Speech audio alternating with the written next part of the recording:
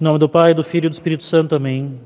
Caríssimos fiéis, eis que temos hoje a solenidade externa da grandiosa festa de Todos os Santos, que caiu na terça-feira passada. Na Igreja Universal, a festa de Todos os Santos tem tal importância que é um dia de preceito. No entanto, no Brasil, como não é dia de feriado, o preceito é transferido para o domingo e existe a possibilidade de se celebrar a missa também no domingo, a chamada solenidade externa. Não é obrigatório. A festa continua sendo no dia 1º, foi terça-feira. No entanto, para o bem e instrução dos fiéis, é permitida a celebração da missa no domingo seguinte. Então temos hoje a solenidade externa da festa de Todos os Santos. Notem que o domingo permanece. O domingo, 22º domingo depois de Pentecostes,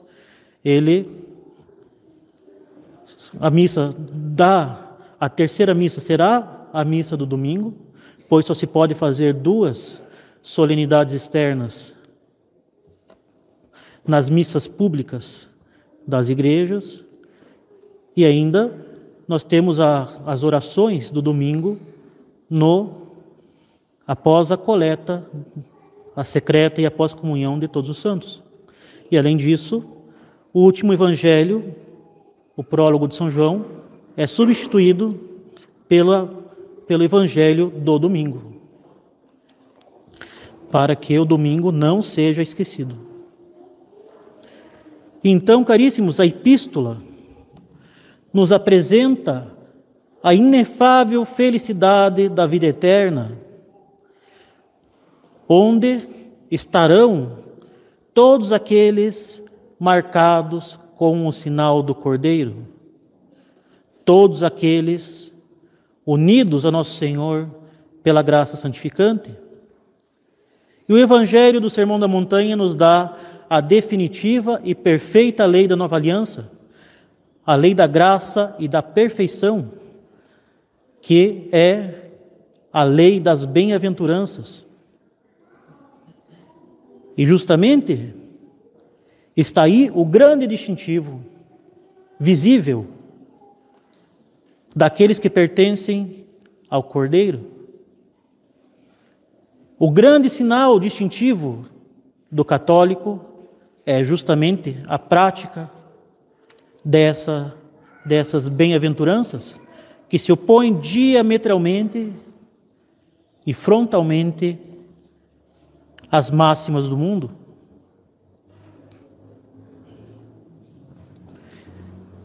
Esta marca do Cordeiro em nós, invisivelmente é a graça, mas visivelmente é a prática da lei da graça que está exposta nas bem-aventuranças. Nós temos então, caríssimos, uma liturgia dedicada à celebração de todos os santos, todos aqueles que estão na igreja triunfante, todos aqueles que se salvaram, conhecidos, canonizados e também desconhecidos.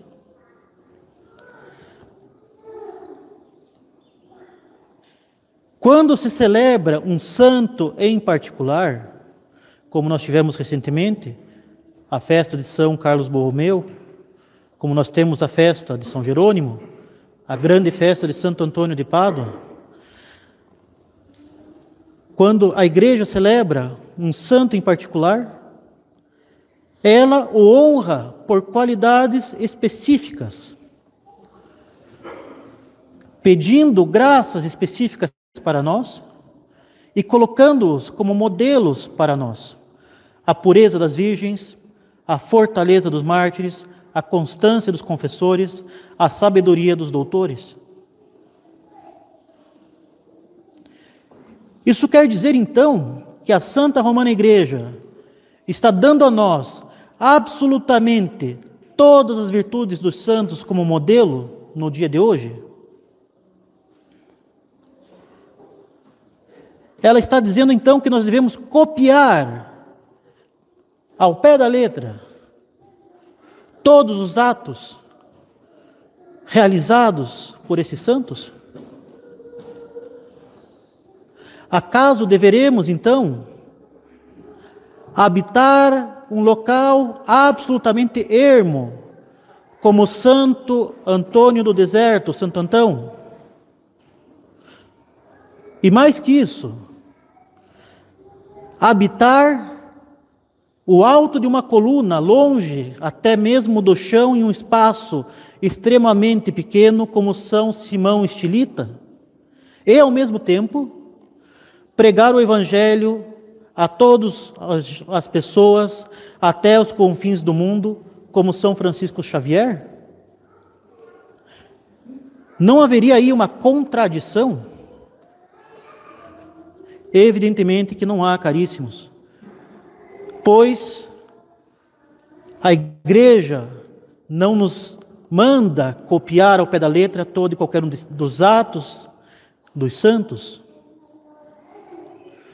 No entanto, todas as virtudes dos santos podem ser aplicadas em nossa vida particular, não pela cópia dos atos, mas pela aplicação das virtudes ao nosso estado particular de vida.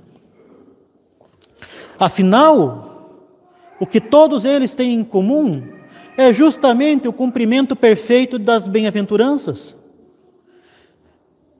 O que eles têm em comum é justamente que estão todos eles marcados na fronte com o sinal do Cordeiro. Todos eles morreram em estado de santidade, em estado de graça. E todos eles morreram em estado de graça e a sua união com Deus foi visível no cumprimento das bem-aventuranças. No entanto, caríssimos, no dia de hoje, a Santa Romana Igreja não para por aí. Ela não para na mera imitação dos santos.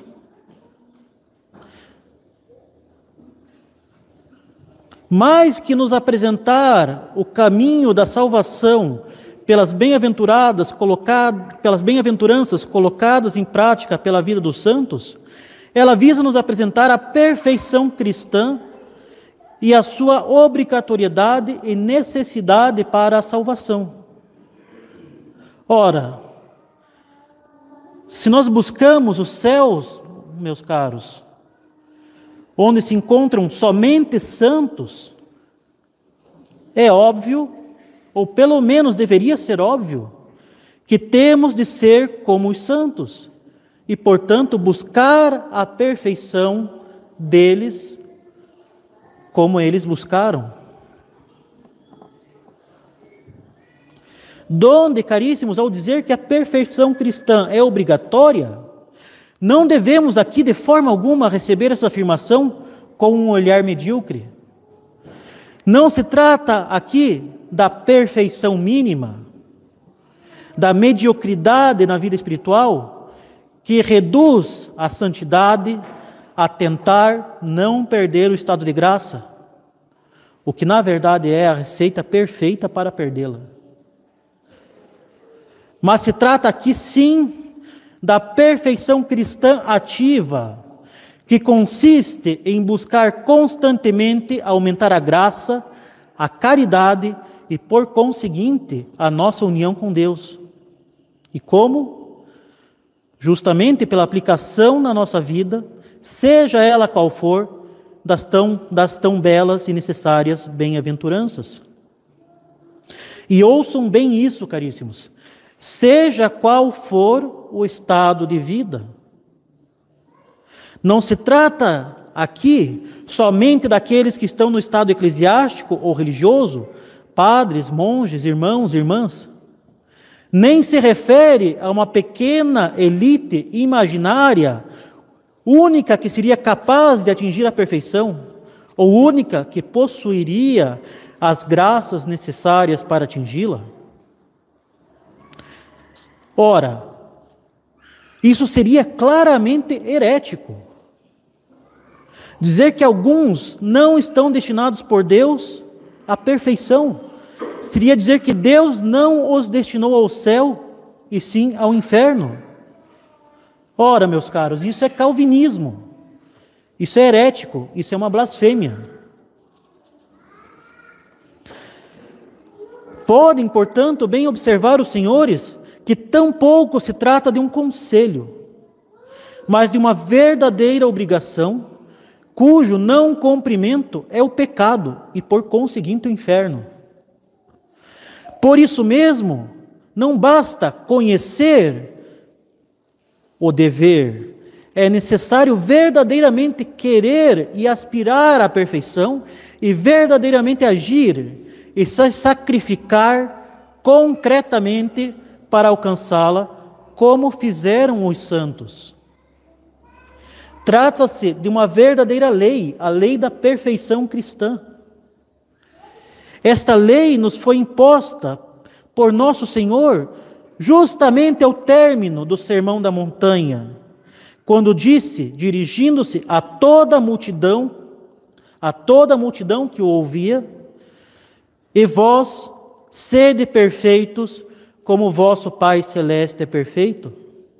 Ele não disse isso apenas aos apóstolos, ele não disse isso apenas aos discípulos, ele não disse isso apenas à turba que o ouvia de boa fé, ele disse isso absolutamente a todo mundo, inclusive aqueles que não o ouviam de boa fé. Além disso, São Paulo apóstolo, ao falar da vocação do cristão, sempre se refere a uma perfeição sem limites, como a do próprio Deus. Afinal, nosso Senhor estabeleceu como parâmetro de perfeição a perfeição do Pai Celeste. O próprio parâmetro da caridade que Ele nos dá é a caridade dele, que é Deus, é a caridade divina. Amai-vos uns aos outros como eu vos amei. Amai-vos como eu vos amei. Então, São Paulo apóstolo estabelece um parâmetro de perfeição que é o do próprio Deus. Por isso, ele diz aos Efésios: Ele nos elegeu antes da constituição do mundo para que fôssemos santos e imaculados diante dele. Com efeito, caríssimo, São Paulo não concebe um cristão que não corra constantemente e com todas as suas forças em direção à santidade. E por isso mesmo, para ele, os termos cristão e santo são sinônimos.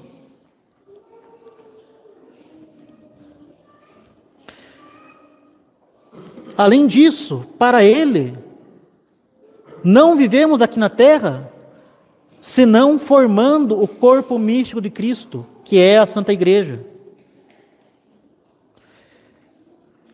Mas nós estaremos edificando o corpo místico de Cristo somente se formos, nas suas palavras, varões perfeitos, e se nós crescermos em caridade.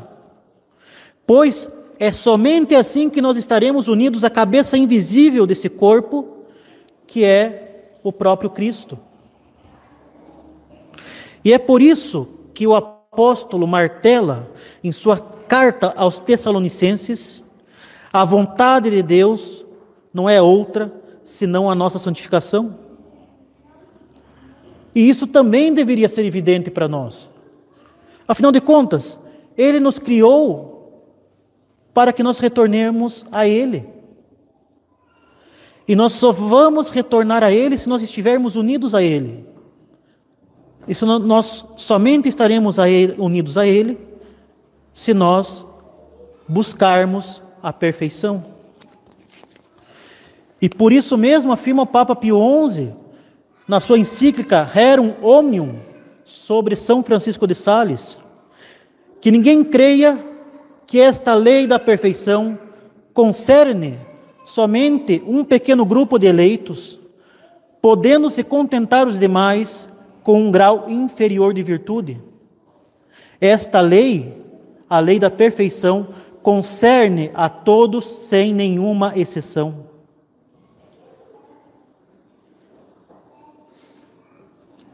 Isso deveria ser, já a essa altura do sermão, de uma evidência gritante.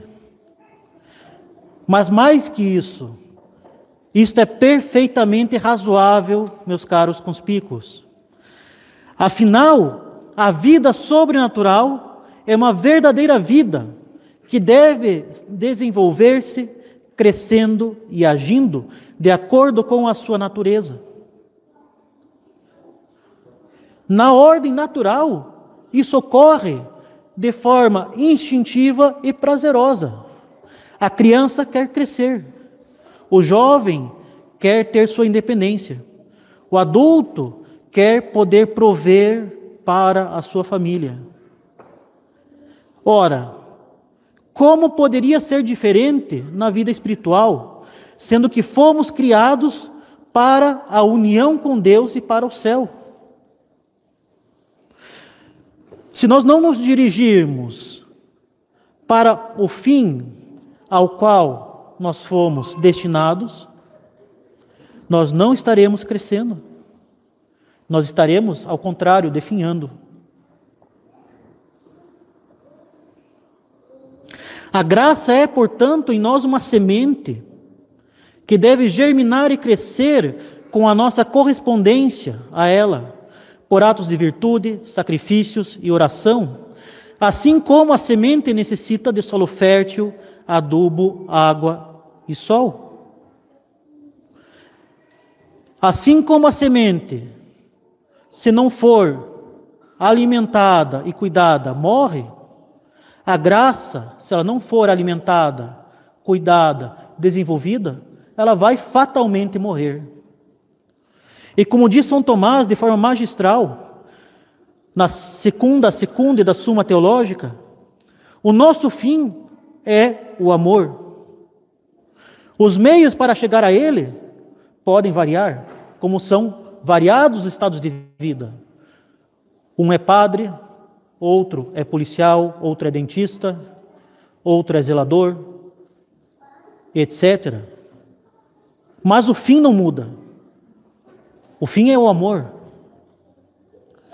E esse fim não pode ser alcançado pela metade. Mas deve-se chegar a ele em toda a sua plenitude. Se eu faço uma viagem para Roma e eu paro no meio do Atlântico, eu não cheguei a Roma. Eu não estou na meia Roma. Eu simplesmente não alcancei o fim. Se eu quero me formar na faculdade de Direito e paro no 8º período, eu não terminei a faculdade. Eu não sou bacharel em Direito. Eu não sou meio bacharel. Meio bacharel não existe. O nosso fim é o amor. É justamente amar a Deus com todas as suas forças, com todo o seu espírito e com todo o seu entendimento. Justamente porque o amor é um movimento em direção ao bem que é amado. Se nós não crescemos no amor de Deus, é como se nós não abastecêssemos o nosso carro com gasolina. Uma hora vai acabar, uma hora a gente vai perder a graça. O nosso fim, não se esqueçam disso, é corresponder ao amor de Deus por nós com o nosso amor. Por isso que o parâmetro da perfeição é infinito. Porque o amor de Deus por nós é infinito. E nós devemos justamente buscar crescer cada vez mais no amor para que a gente possa corresponder cada vez mais perfeitamente ao amor de Deus. E essa perfeição, meus caros, é exigida para que mantenhamos a amizade com Deus no estado de graça. Afinal, estamos rodeados de perigos por todos os lados. Temos contra nós o demônio, pronto para nos iludir com suas mentiras e falsas promessas, ou então para nos levar ao desânimo e ao desespero. Temos contra nós o mundo, cujas máximas são o exato oposto das bem-aventuranças, tanto mais hoje em dia, em que lembro, senhores, que vivemos em uma sociedade apóstata, que não somente abandonou a Deus, mas verdadeiramente milita contra Deus e a sua Santa Igreja. E temos contra nós a nossa própria carne. Nós somos o inimigo mais próximo e mais íntimo de nós mesmos. Nós temos a nossa própria carne contra nós, com as chagas deixadas pelo pecado original, a dificuldade em fazer o bem, a facilidade em fazer o mal, a cegueira em conhecer a verdade e a concupiscência que nos inclina ao prazer sensível desordenado. E tudo o que vem junto dessas chagas, como a preguiça, a impureza, a mentira, o orgulho, a discórdia, a fraude e etc. Para resistir a tudo isso, deve-se almejar e buscar aquilo que é maior, deve-se buscar a perfeição, deve-se verdadeiramente lutar e se sacrificar para crescer na graça. Como diz São Jerônimo, a vida que não se desenvolve, aniquila-se e morre. Se permanecermos na mediocridade espiritual, contentando-se estupidamente com o mínimo necessário para não perder a graça, nós estamos nos matando por antecipação. Nós estamos cometendo um suicídio espiritual. É como alguém querer vencer a correnteza de um rio sem se esforçar para andar com o máximo de si. Ou então é como alguém achar que pode permanecer plantando bananeira com os olhos vendados na beira de um penhasco durante um tornado. E talvez aqui seja até um pouco mais realista que o primeiro exemplo. O mínimo necessário para não perder a graça já é o suficiente para cair. Por isso, São Paulo nos recomenda revestir-nos da armadura da salvação, a qual inclui todas as virtudes. Por isso que ele nos insta a combater o bom combate e a guardar a fé. Afinal, como diz Santa Teresa d'Ávila, na vida espiritual, quem não avança, recua. E a ré vai até o inferno. Enfim, caríssimos, todos somos chamados à perfeição cristã, isto é, à santidade, pois nós somos chamados ao céu. E devemos lutar com ardor e virilidade para alcançá-la, vivendo as bem-aventuranças, guardando a fé, mortificando-se, mantendo uma vida de oração, sobretudo a meditação diária, frequentando assídua e devidamente a Santa Missa, fazendo boas confissões e comunhões, ajudando ao próximo segundo as nossas capacidades, mas, sobretudo, pelo bom exemplo e pelos bons conselhos que edificam a alma. E também não podemos deixar de lado, cumprindo bem o nosso dever de Estado, como pai de família, como sacerdote, como professor, como policial, porteiro, como estudante, como filho e etc. Fazendo o nosso dever por amor a Deus, para que nós correspondamos ao seu amor por nós e nos dirijamos a Ele. E fazer isso com uma grande generosidade, assim como é grandioso e generoso o amor de Deus, sem se contentar com o mínimo necessário. A nossa generosidade deve ser grande, assim como generoso foi e é sempre conosco, generoso, o Sagrado Coração de Jesus, o bom amigo das nossas almas, que jorrou todo o seu sangue por cada um de nós, não porque fosse necessária essa grandeza de sacrifício, mas porque Ele nos ama infinitamente e quer estar conosco por toda a eternidade.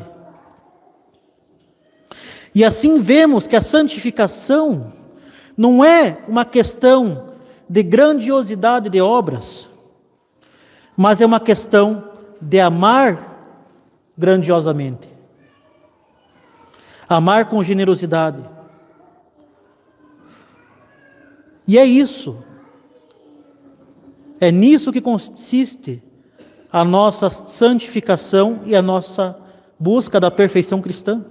Fazer tudo o que devemos fazer por amor a Deus. E está aí a espetacular simplicidade da execução da lei da perfeição cristã. Não é difícil, não é complicado. É fazer o que nós devemos fazer por amor a Deus.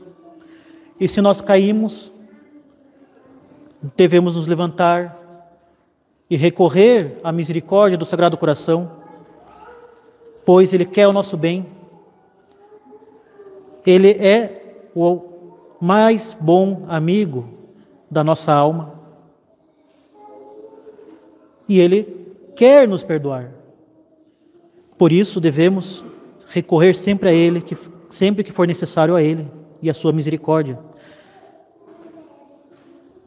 Mas, justamente, a execução dessa lei é muito simples. Não digo que é fácil, mas não é complicado. E nesse sentido, diz São Jerônimo, tu até podes me dizer, não posso jejuar, mas ninguém pode dizer, não posso amar. E assim, caríssimos, amemos a Deus e sejamos fiéis às bem-aventuranças, e assim teremos a recompensa eterna que o Sagrado Coração nos quer dar, que é a eternidade bem-aventurada com Ele e com todos os seus e nossos amigos da Igreja triunfante. Louvado seja o nosso Senhor Jesus Cristo. Em nome do Pai, do Filho e do Espírito Santo. Amém.